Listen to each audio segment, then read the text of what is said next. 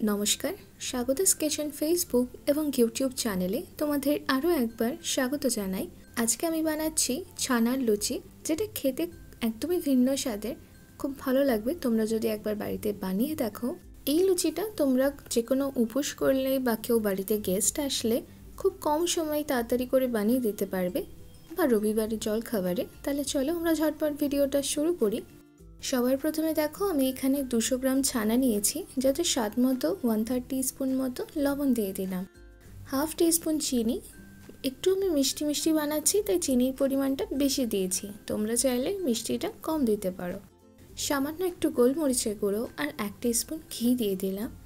1 থেকে 2 পিঞ্চ এতে গরম মশলার গুঁড়ো দিয়ে দেব। গরম মশলার গুঁড়োটা খুব বেশি দেবে না, একদমই সামান্য দেবে। তো এগুলোকে একটু আমি মিশিয়ে নিচ্ছি।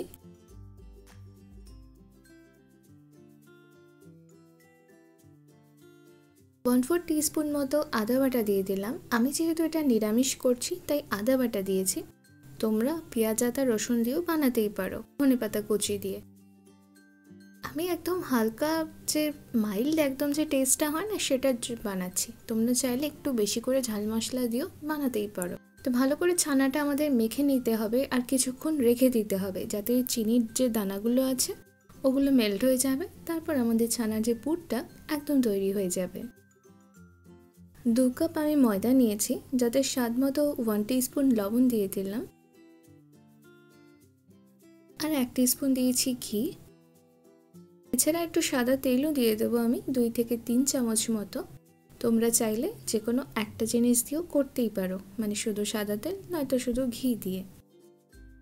তো ময়দার সাথে তেল আর ঘিটা আমরা ভালো করে হাত দিয়ে মেখে মেখে মিশিয়ে নেব। এবার এতে অল্প অল্প করে জল দিয়ে ময়দাটা আমরা মেখে নেব। তোমরা যেমন বেলতে পছন্দ করো, খুব শক্ত বা খুব নরম, সেই রকমভাবে মেখে নেবে। আমি একটু নরম করেই মাখি ময়দাটা, তো একটু নরম করে আমি ময়দাটা মেখে নেব।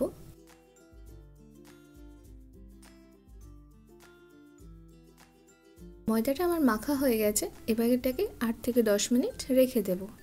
আর ততক্ষণে দেখো আমাদের ছানার যে ডোটা আছে না, ওটা একদম তৈরি হয়ে গেছে।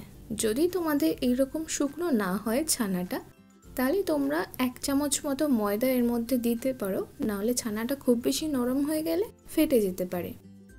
আমি এখান থেকে ছানার যে টুকরোগুলো আছে বলগুলো বানিয়ে নিচ্ছিলাম প্রথমে, এতে করে আমাদের কচুরিগুলো ভাজতেও কম সময় লাগে আর তাড়াতাড়ি হয়েও যায়। একটা করে বল এরকম রোল করে স্মুথ করে নিলাম। আর ময়দাটা এখানে দেখো একদম সফট হয়ে গেছে, এরকমভাবে একদম দানা দানা লাগছে না। তো ময়দাটাকে আরেকবার আমরা ঠেসে নিয়ে এর গোলাগুলো করে নেব। আমি একটু মিডিয়াম সাইজের লেচি কেটে নিচ্ছি, তোমরা তোমাদের পছন্দ মতো ছোট বড় করতেই পারো।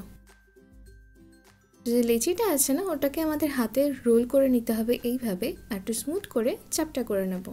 যেভাবে আমরা কচুরিতে পুর ভরি ওই রকম জায়গা করে নেব। আর একটা ছানার বল এইভাবে দিয়ে দিলাম। এবার এই পুরটাকে আমরা পুরো সিল করে দিলাম, যেভাবে কচুরি আমরা বানাই সেরকমভাবে উপরটা মুড়িয়ে ঘুরিয়ে নিয়ে ভাঁজ করে দেবো আবার, ঠিক এইভাবেই।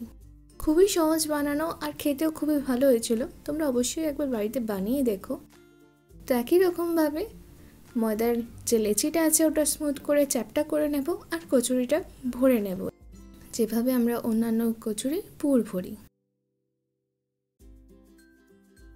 তো মুড়িয়ে নিয়ে ভাঁজ করে দেব, আবার হাতে এরকমভাবে স্মুথ করে দেব, একটু চ্যাপটা করে দেবে যাতে যে পুরটা আছে না ওটা ছড়িয়ে যাবে। তো দেখো এখানে আমার সবগুলো পুর ভরা হয়ে গেছে। উপর থেকে আমি সামান্য তেলও দিয়ে দিয়েছি। 5 মিনিট থেকে 10 মিনিট একটু আমরা ফ্রিজে রেখে দেবো, যাতে করে একটু শক্ত হয়ে যাবে। তারপর যদি তোমরা বেলো তাহলে পুরটা বেরিয়েও আসবে না আর ভালোভাবে মিশে যাবে, ছড়িয়ে যাবে চারিদিকে। 8 থেকে 10 মিনিট ফ্রিজে রাখার পর গোলাগুলো আমি বের করেছি। এবার একটু একটু করে বেলে ভেজে নেব। একটু হালকা হাতে ভেলো যাতে পুরটা বেরিয়ে না চলে আসে। তো যেহেতু ছানাটা একদম আমাদের স্মুথ, ওই জন্য খুব সুন্দরভাবে মিশে যাচ্ছিল। আমি আজকে এটা প্রথম দিনই বানিয়েছিলাম, খুব ভালো হয়েছিল খেতে। একই রকমভাবে আরও আমরা বেলে নেব। আমি এখানে তেল দিয়ে বেলছি, তোমরা চাইলে শুকনো ময়দা দিয়েও বেলতে পারো।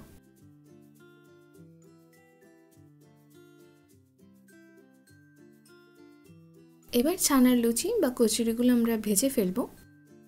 এখানে সাদা তেল গরম করে নিয়েছিলাম আর ফ্লেমটাকে একদম হাই থেকে মিডিয়াম থেকে হাইয়ের মধ্যে রেখেছি। এটাকে ফুলে যাওয়া অবধি আর হালকা লাল হয়ে যাওয়া অবধি আমি ভেজে নেব। যখনই দেখবে ফুলে গেছে এটাকে উল্টে দিও। তো একই রকমভাবে আরও লুচিগুলো আমি ভেজে ফেলবো। খেতে একটু অন্যরকমই হয়েছিল, অন্যান্য কচুরির মতো অত বেশি রিচ নয়, কিন্তু সুন্দর লাগছিল। তোমরা একবার অবশ্যই বাড়িতে বানিয়ে দেখো, ভালো লাগবে। তো একই রকমভাবে আরও লুচিগুলো আমরা ভেজে ফেলবো। এখানে আমার সব কচুরিগুলোই ভাজা হয়ে গেছে। এই লুচিটা বা কচুরিটার সাথে একটু হালকা রকমের তরকারি বেশি ভালো লাগবে। আমি তো শুধুই খেয়ে নিয়েছিলাম, বেশি ভালো লাগছিল আমার। তোমরা তোমাদের পছন্দ মতো সবজি বা ভাজাভুজি দিয়ে খেয়ে দেখো, ভালো লাগবে।